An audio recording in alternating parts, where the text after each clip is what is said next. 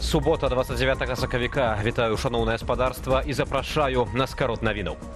Знікла сувязь са спікеркай каардынацыйнай рады Анжалікай Мельнікавай. Паводле нашай нівы, нядаўна структура атрымала ад донараў каля 100 тысячаў еўраў, а доступ да рахунку быў толькі ў спікеркі. Раней з прычыны адсутнасці звестак ад Мельнікавай у праваахоўныя органы Польшчы звярнуўся Павел Латушка.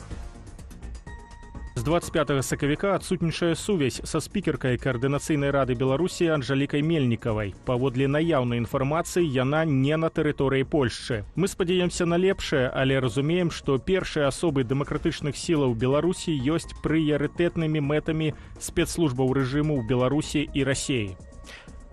Анжаліка Мельнікава мела выступаць на святкаванні Дня волі ў Варшаве, аднак яна спаслалася на ўскладненне ад ковіду і адмовілася. Як паведаміў сакратар каардынацыйнай рады Іван Краўцоў, Мельнікава можа быць за межамі еўразвязу.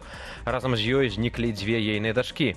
На час адсутнасці Мельнікавай абавязкі спікеркі каардынацыйнай рады будзе выконваць Стася Гліннік. 4 загінулых, 21 пацярпелы. Такія вынікі расійскага ўдару па горадзе Дняпро. Ноччу агрэсары атакавалі ўкраінскі абласны цэнтр беспілотнікамі. Пашкоджаныя шматпавярхоўкі, 11 прыватных будынкаў, гатэль і 21 аўтамабіль. Напярэдадні выданне «Медыазона» заявіла, што мае паіменны спіс з больш як 100 тысячаў расійскіх вайскоўцаў, якія загінулі падчас нападу на Ўкраіну. Рэальная лічба стратаў большая, падкрэсліваюць валанцёры. Лік загінулых ад землятрусу ў М'янме перавысіў 1000 чалавек. Магнітуда падземных штуршкоў амаль дасягнула 8 пунктаў. Стыхія прынесла вялікія разбурэнні і ў суседнім Таіландзе. У М'янме наймацней пацярпеў горад Мандалай. Землятрус пашкодзіў помнікі архітэктуры. У сталіцы Таіланду, Бангкоку, абрынуўся недабудаваны 30-павярховік. Пад заваламі цяпер больш за 80 рабочых. Ратавальнікі працягваюць працу. Словы падтрымання сем'ям ахвяраў землятрусу прыходзяць з усяго свету. Спачуванне ахвярам у М'янме і Таіландзе выказала і Святлана Ціханаўская. Зуброў у Белавежскай пушчы падлічылі. Нацыянальны парк пахваліўся вынікамі на сваёй афіцыйнай старонцы. Гэтак станам на 1 студзеня налічвалася 726 зуброў. Гэта на 36 асобінаў больш, чым летась. Агулам у мінулым годзе нарадзілася 89 зубранятаў. Падчас перапісу зуброў працаўнікі нацыянальнага парку выкарыстоўвалі квадракоптер і фотоапарат з доўгафокусавым аб'ектывам. Узімку зуброў фіксавалі ў Свіслацкім раёне Гарадзеншчыны, а таксама ў Пружанскім і Камянецкім раёнах Берасцейскай вобласці. І зноў на 2 капейкі. 29 сакавіка ў Беларусі падаражэе паліва, паведамляе Белнафтахім. Такім чынам, літр 92-го бензіну з сённяшняга дня каштуе 2 рублі 40 копеек.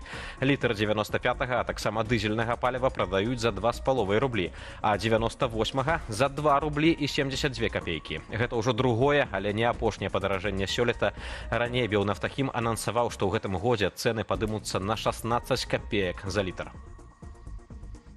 Паставы стануць культурнай сталіцай Беларусі 2026 года. Адпаведную пастанову зацвердзіла Міністэрства культуры на адмысловай калегіі, што адбылася ў Нацыянальным акадэмічным тэатры імя Янкі Купалы.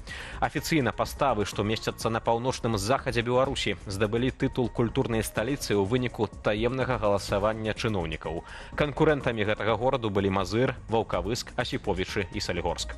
Хакейнае менскае «Дынама» здабыло другую перамогу над маскоўскім ЦСКА. Каманды сустракаюцца ў стартавым раўндзе розыгрышу плэй-офф КХЛ. На хатнім лёдзе зубры былі мацнейшымі з лікам 5-3.